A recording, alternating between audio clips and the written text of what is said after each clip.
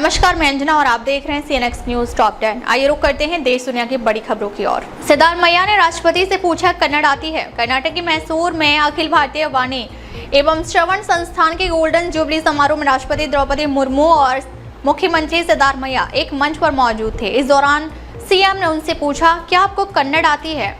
जवाब में राष्ट्रपति मुर्मू ने कहा कि कन्नड़ भले उनकी मातृभाषा ना हो, लेकिन भारत की हर भाषा और संस्कृति से उन्हें प्यार है और वे कन्नड़ भी सीखने की कोशिश करेंगी। इस टिप्पणी के बाद भाजपा ने इसे राष्ट्रपति का अपमान बताया और सीएम पर अहंकार और राजनीतिक दिखावे का आरोप लगाया।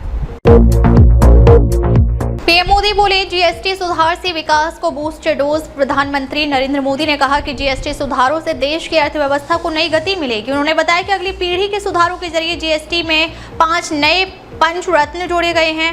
अब जीएसटी और भी सरल हो गया है और 5 व 18% की नई दरें नवरात्रि के पहले दिन से लागू होंगी। पीएम मोदी ने जीएसटी को आजाद भारत का सबसे बड़ा आर्थिक सुधार बताया, जिससे आम लोगों को बचत और देश की अर्थव्यवस्था दोनों को मजबूती मिली है। त्योहारों से पहले उन्होंने कहा कि इन सुधारों से खुशियां भी दुगनी होंगी।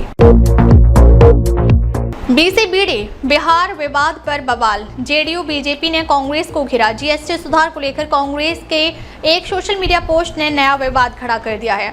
पोस्ट में लिखा गया है कि बीडी और बिहार दोनों बी से शुरू होते हैं, अब पाप नहीं माने जाएंगे। बीजेपी ने इसे बिहारियों का अपमान बताया और जेडीयू सांसद संजय झा ने पलटवार करते हुए कहा कि बी से बुद्धि भी होती है जो कांग्रेस के पास नहीं। बिहार के डिप्टी सीएम और बीजेपी नेताओं ने भी इसे कांग्रेस की मानसिकता करार दिया। हंगामे के बाद पोस्ट डिलीट कर दिया गया। लालू बोले, गुजरात फॉर्मूला बिहार में नहीं चलेगा। बिहार में लालू यादव ने पीएम मोदी पर हमला बोलते हुए कहा, गुजरात का फॉर्मूला बिहार में नहीं चलेगा। तेजस्वी यादव ने एनडीए के बिहार बंद को फ्लॉप बताया और बीजेपी पर महिलाओं व छात्रों से दुर्व्यवहार के आरोप लगाए। इसी बीच पटना में तेजस्वी, राहुल गांधी और अखिलेश यादव का पोस्टर लगाया गया है, जिसमें उन्हें त्रिदेव बताया गया है। बीजेपी और एनडीए ने इसे विपक्ष की राजनीतिक नौटंकी कहा है। अजीत पवार और महिला आईपीएस के बीच फोन पर बहस। महाराष्ट्र के डिप्टी सीएम अजीत पवार और आईपीएस अधिकारी अंजना कृष्णा के बीच फोन पर हुई बातचीत चर्चा में है। मामला 31 अगस्त को सोलापुर जिले के कुर्दू गांव का है, जहां आईपीएस अधिकारी अवैध खनन रोकने पहुंची थी। बातचीत में अजीत पवार ने कार्रवाई रोकने की बात कही, जिस पर अधिकारी ने सीधे कॉल करने को कहा। इस दौरान दोनों के बीच बहस भी हुई। वहीं एनसीपी का कहना है कि बातचीत को तोड़ मरोड़ कर पेश किया गया और अजीत पवार का मकसद हालात को शांत करना था, अवैध गतिविधि का समर्थन नहीं। 47% मंत्री आपराधिक मामलों में आरोपी। चुनाव सुधार संस्था एडीआर की रिपोर्ट के मुताबिक देश भर के 643 मंत्रियों में से 302 यानी लगभग 47% पर आपराधिक मामले दर्ज हैं। इनमें 174 मंत्री हत्या, अपहरण और महिलाओं के खिलाफ अपराध जैसे गंभीर मामलों के आरोपी हैं। पार्टीवार देखें तो भाजपा के 136 और कांग्रेस के 45 मंत्रियों पर केस है। आंध्र प्रदेश, तमिलनाडु और बिहार जैसे राज्यों में 60% से ज्यादा मंत्री आरोपित पाए गए हैं। प्रयागराज में 6 साल की बच्ची से दुष्कर्म आरोपी गिरफ्तार। प्रयागराज के बहरिया थाना क्षेत्र में 6 साल की बच्ची से दुष्कर्म का मामला सामने आया है। पुलिस के मुताबिक बच्ची को पड़ोसी किराना दुकानदार ने चॉकलेट का लालच देकर दुकान के अंदर बुलाया और गलत काम किया। घर लौटने पर बच्ची की तबीयत बिगड़ने पर परिजनों को घटना की जानकारी हुई।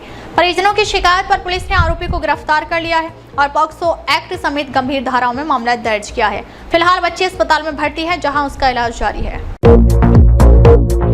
मुंबई में धमकी के बाद हाई अलर्ट। एटीएस और पुलिस जांच में जुटी। मुंबई पुलिस को व्हाट्सएप पर धमकी भरा संदेश मिला है, जिसमें दावा किया गया कि लश्कर-ए-जिहादी की 14 आतंकी शहर में घुस चुके हैं और 34 गाड़ियों में 400 किलो आरडीएक्स लगाकर धमाका करने की योजना है। धमकी के बाद पुलिस ने पूरे शहर में हाई अलर्ट जारी कर दिया है।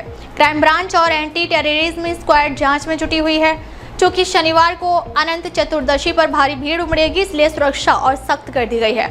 अधिकारियों ने लोगों से अफवाहों पर ध्यान न देने और संदिग्ध गतिविधियों की सूचना तुरंत पुलिस को देने की अपील की है। द बंगाल फाइल्स को लेकर विवाद। विवेक अग्निहोत्री का बड़ा दावा। फिल्म द बंगाल फाइल्स को लेकर विवाद गहराता जा रहा है। निर्देशक विवेक अग्निहोत्री का आरोप है कि पश्चिम बंगाल में पुलिस सीधे मल्टीप्लेक्सों को फोन कर रही है और फिल्म ना दिखाने का दबाव बना रही है। उन्होंने दावा किया कि रिलीज की स्थिति में सिनेमा हॉल को परिणाम भुगतने पड़ सकते हैं। इस बीच एक्ट्रेस और प्रोड्यूसर पल्लवी जोशी ने राष्ट्रपति द्रौपदी मुर्मू को पत्र लिखकर फिल्म की शांतिपूर्ण रिलीज की अपील की है। दिल्ली एनसीआर और उत्तर भारत में बाढ़ अलर्ट, राहत और बचाव कार्य जारी। दिल्ली एनसीआर में भारी बारिश से यमुना उफान पर है और नोएडा के कई सेक्टर डूब गए हैं। राजस्थान के अजमेर में बोराज तालाब टूटने से 1000 से ज्यादा घरों में पानी भर गया। पंजाब में अब तक 43 लोगों की मौत हो चुकी है और लाखों लोग प्रभावित हैं। कश्मीर का देश से संपर्क कट गया है, जबकि जम्मू में बादल फटने और बाढ़ से सैकड़ों घर क्षतिग्रस्त हुए हैं। कई राज्यों में रेस्क्यू ऑपरेशन जारी है, वहीं कुछ जगह राहत की उम्मीद जताई जा रही है। अब तक के लिए बस इतना ही, फिर मिलते हैं कुछ ऐसी ही बड़ी खबरों के साथ। अब तक के लिए नमस्कार और देखते रहिए CNX न्यूज़ टॉप 10।